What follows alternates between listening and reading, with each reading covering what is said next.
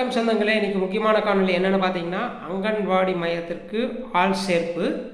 அதுக்கு வந்து அப்ளிகேஷன் நிறைய பெண்கள் வந்து தன்னுடைய குடும்ப பாரம் சுமைக்காக நிறைய பெண்கள் ஜாயின் பண்ணுறதுக்காக அப்ளிகேஷன் கொடுத்துட்ருக்குறாங்க. இதில் என்னென்னா, அங்கன்வாடி மையத்தில் என்ன வேலைப்பாடுகள் என்னென்ன இருக்குது அப்படிங்கிறது நீங்கள் முழுசாக தெரிஞ்சுக்காங்க. அதுக்கப்புறம் வந்து இந்த வேலையில் சேரலாமா வேண்டாமாங்கிறத நீங்கள் முடிவு பண்ணிக்கலாம். என்னென்னு பார்த்தீங்கன்னா, காலையில் 9 மணிக்கு நீங்கள் வந்து அங்கே ஃபோட்டோ எடுத்து அனுப்பணும். கிட்டத்தட்ட 8:30 வர சொல்கிறாங்க. அதே போல் 4 மணி வரைக்கும் இருக்கணும். அவங்களுடைய பட்டியலில் பார்த்தீங்கன்னா, பகுதி நேர ஊழியர் அப்படிங்கிறது அவங்களுக்கு இருக்குது. ஆனால் முழுமையாக வந்து அவங்க வேலை செய்கிறாங்க. இது ஒரு இதையும் பார்க்கணும். அதே போல் குழந்தைகள் வந்து பார்த்திங்கன்னா, நீங்கள் பெரிய குழந்தைகளை விட வந்து நீங்கள் உட்கார சொல்லி ஏதோ ஒன்று சொல்லி நம்ம இது பண்ணலாம். ஆனால் சின்ன பிஞ்சு குழந்தைகள் வந்து அங்கே யூரின் போயிருக்காது, இங்கே வந்து யூரின் போகு, பாத்ரூம் போகு, அவளை சாப்பிடும்போது எல்லாமே கீழே விழ வைக்க, அதெல்லாம் வந்து கூட்டி எடுக்கணும். குழந்தைகளை சத்தம் போட்டு உட்கார வைக்கணும். ஒவ்வொரு குழந்தை அழுகு, இந்த மாதிரி நிறைய சிரமங்கள் இருக்குது. இது ஒன்று. அதே போல் மாதமான பெண்கள் அவங்க பார்த்திங்கன்னா ப்ரெக்னென்ட் ஆகிட்டாங்கன்னா அவங்களுக்கு என்னென்ன சத்து மாவு கொடுக்கணும், அவங்களோட வளர்ச்சி எப்படி இருக்குது, இதே வந்து இவங்க வந்து ஒரு டாக்டர் வேலையும் சேர்ந்து பார்க்கணும். இதை கவனிக்கணும். இல்லை சொல்லலைன்னா அங்கேருந்து இவங்களுக்கு ஏற்றுழுகு. இது ஒன்று. அதே போல் பார்த்திங்கன்னா மீட்டிங் மாதத்தில் வந்து பார்த்திங்கன்னா கிட்டத்தட்ட 6, 7, 8 மீட்டிங் வந்து நடக்கு அந்த ஆஃபீஸில். எங்கெங்கே மையமோ அங்கே மையத்தில் வந்து நடக்கு. அத்தனை பேர் அங்கே போய் அசம்பல் ஆகணும். அது வந்து பார்த்திங்கன்னா அவங்களுடைய வீட்டு வேலையை அவசரமாக முடித்து வச்சுட்டு தான் அந்த மீட்டிங் போகணும். அந்த மையத்தில் வந்து பார்த்திங்கன்னா சாப்பாடு செஞ்சு வச்சுட்டு கூட அந்த மீட்டிங் வர சொல்லுவாங்க. அந்த சூழ்நிலையும் நிலவுது. அந்த மீட்டிங் வந்து ஜெராக்ஸ் வந்து நிறைய எடுக்க வேண்டியது இருக்குது. ஏன்னா வாரத்தில் 2 டைம் 3 டைம் வந்து எடுப்பாங்க. அதுக்கு வந்து இவங்களுக்கு செலவுகளாக வந்து நிறையா ஆகுது. அதே போல் முட்டை வந்து பார்த்திங்கன்னா அந்த மையத்துக்கு முட்டை வரதில்லை.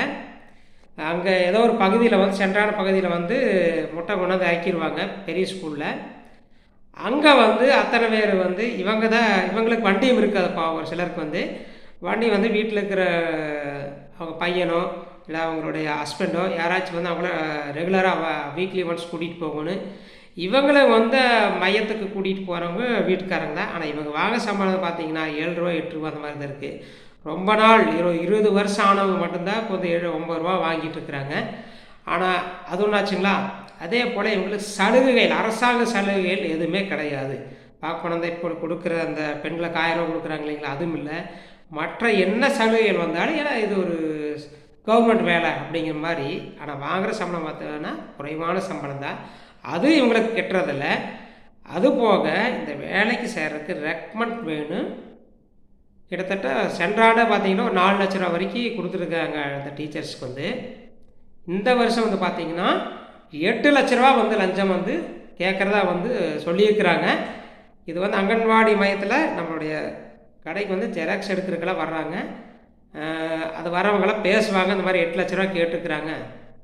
இது வந்து யாரும் மாட்டேன்னு சும்மா சொல்லுவாங்க.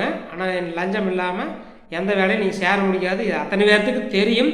தயவுசெய்து இத்தனை சிக்கல் இருக்கிறதுனால இந்த வேலைக்கு நீங்கள் போகலாமா போகக்கூடாதுன்னு நீங்கள் முடிவு பண்ணிக்கோங்க. ஆனால் போனீங்கன்னா இதெல்லாம் வந்து நீங்கள் அனுபவிக்க வேண்டியது வரும். இந்த 8 லட்ச ரூபா வந்து நீங்கள் எருமை மாடு வாங்கி கூட நீங்கள் வளர்த்திக்கலாம். இல்லைன்னா அந்த பேங்கில் போட்டு கூட அந்த வட்டி வாங்கி சாப்பிட்டு வேறு ஏதோ சின்ன வேலையை தான் நீங்கள் செஞ்சுக்கலாம்.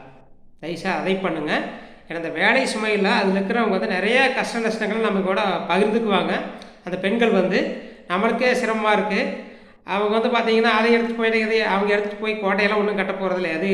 ஏன்னா இன்றைக்கெல்லாம் வந்து எதை விற்றாலும் அந்த பொருட்களை வந்து பிடிச்சிக்குவாங்க. அவங்க பாவம் அந்த முழுமையாக அங்கே வந்து 4 மணி வரைக்கும் இருக்கிறனால இவங்களுடைய குழந்தைகள் வந்து பார்க்க முடியாத சூழ்நிலை, துணி துவைக்க முடியாத சூழ்நிலை, இதெல்லாமே இருக்குதுங்க.